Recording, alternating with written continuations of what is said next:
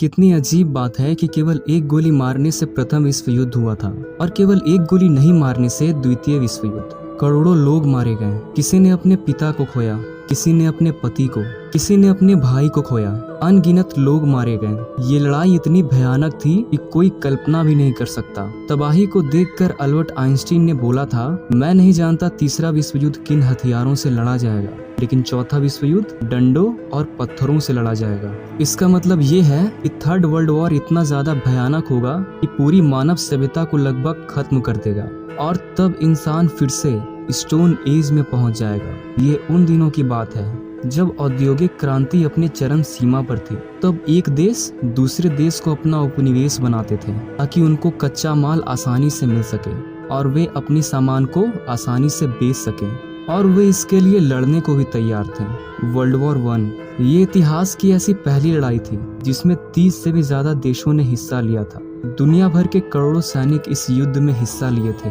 शायद इसीलिए इसे वर्ल्ड वॉर कहा जाता है, क्योंकि आज तक कोई ऐसा युद्ध नहीं हुआ था जिसमें पूरी दुनिया लड़ी।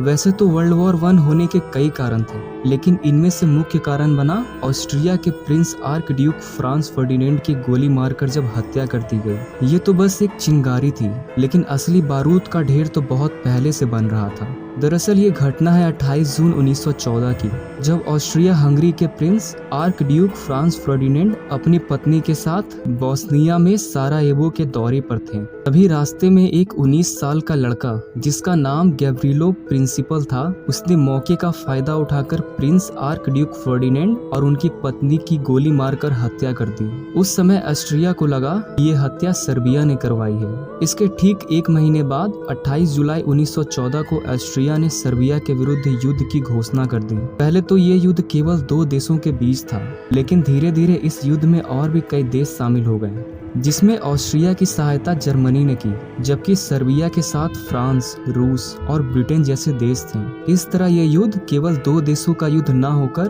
पूरी दुनिया के देशों का युद्ध बन गया।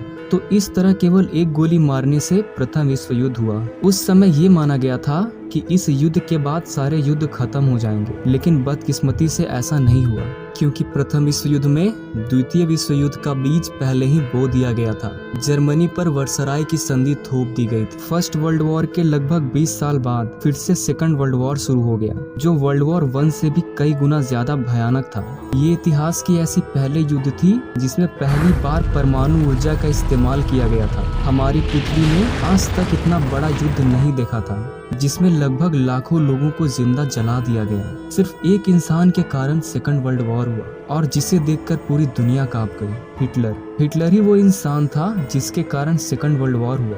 यही वो इंसान था जिसने लगभग पूरे जर्मनी के लोगों को वर्ल्ड वॉर 2 के लिए उकसाया था। लेकिन ये युद्ध ना होता यदि सिर्फ एक गोली मार दिया जाता। ये बात बहुत कम लोग जानते हैं। साल था 1918, जब वर्ल्ड वॉर 1 समाप्त होने वाला था। हेनरी टैंडी, जो एक अंग्रेज सैनिक था, 1918 में प्रथम विश्व युद्ध लड़ने के लिए वो फ्रांस के गांव में आया हुआ था। उस समय हुआ यूं कि हेनरी टैंडी जब युद्ध कर रहे थे, तब उनकी नजर एक घायल जर्मन सैनिक पर पड़ी, जिसके हाथों में कोई बंदूक नहीं था।